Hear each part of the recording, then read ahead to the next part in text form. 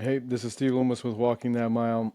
So I got great news from Nick Blanchard today, so I'm just going to I really want to get right into that. But first, I wanted to talk about BEDH.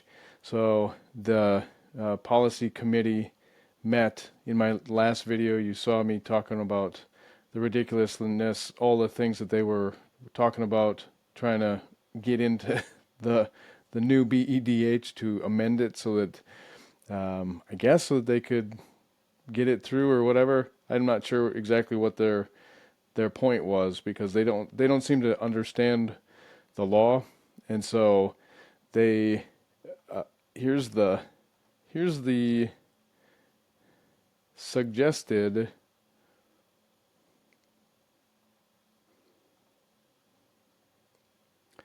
here's the new suggested BEDH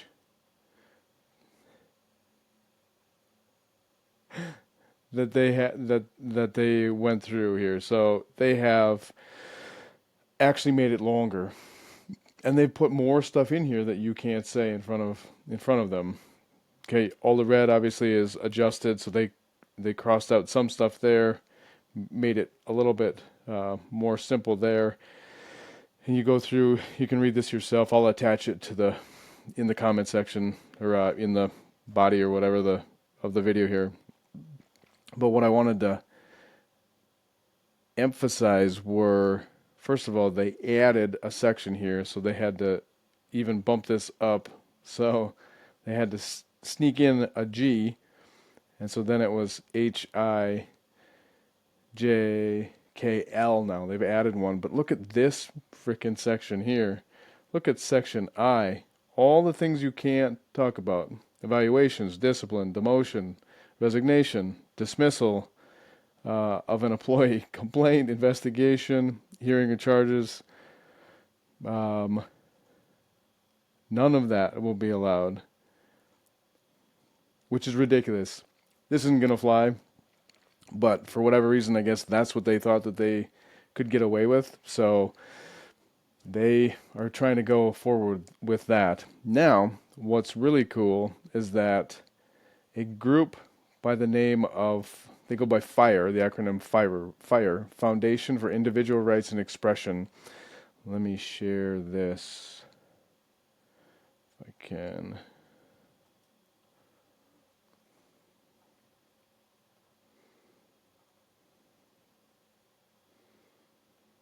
Look at this.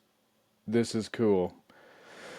So I've been working with Mr. Blanchard since, I'm not really sure, February or March maybe is when I first reached out to him, saw that he was on Fox News about this stuff.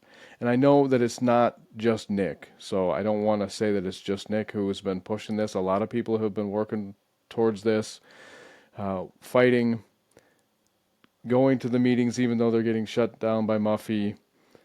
But here's what I want to show you. So today, Nick received this, or Nick received confirmation that FIRE was going to send this letter. This letter is dated today, September 8th. It talks about policy BEDH. This is who it was sent to. So it was sent to Stacy Fortunato, April Dembois, I think, and James Orr. But then it was also mailed, snail mailed to him. So this is FIRE talking about they will help the Augusta School Board come into compliance. Uh, and here they have citations, and they just go section by section, comments. If you read this letter, which you should, I'll attach it to this video. They went through and watched the board meetings and the discussion about what to put in this policy. And this man, Mr. Vanderveek, an attorney for FIRE, reached out to them and went section by section and told them exactly why these sections were against the law, violated the First Amendment. He's got citations here for each thing. He's got case law. And it's mostly just it's really simple. It's viewpoint discrimination. And so all the old policy was bad. The new policy that they're proposing is worse. Somehow they went the wrong way. It's worse. And now fire stepped up and said, we will intervene, we will help you. Now of course they're a law firm, or they have attorneys. So they request a response by September 22nd. Otherwise, we'll see what they're willing to do. So now I just saw on X that Nick said that they had a policy meeting, I guess, tonight, and they were squirming a little bit. The superintendent and the board chair were squirming. So that's pretty cool to see. What else? What else I wanted to tell you was, if you want to follow Nick on X, it's at PWA1776. The number should make sense for you. But that's Nick Blanchard's handle on X, and he goes by Corn Pop from Maine. So definitely follow him on there. Subscribe to him on there. Follow. Sorry, too many social media accounts. Follow him on there, and follow the progress. So they're getting somewhere. They're getting some. From what I know, the parents in Augusta have been fighting this particular fight since late 2024. So November, December, January, something like that. And it all was around the transgender issue, in schools, boys and girls bathrooms, boys and girls sports, that whole thing. I don't think that they've stopped doing any of that nonsense yet, but we're in the right direction as far as the First Amendment goes, and we've got teeth now. So we've got somebody who stepped up and said, we'll reach out to the school board and we'll tell them how bad it is, how bad their policy is, and we'll help them work through that if they're willing. If not, again, we're a litigious society, meaning oftentimes people don't back down until there's a lawsuit. So I'm not saying that I have no part of that.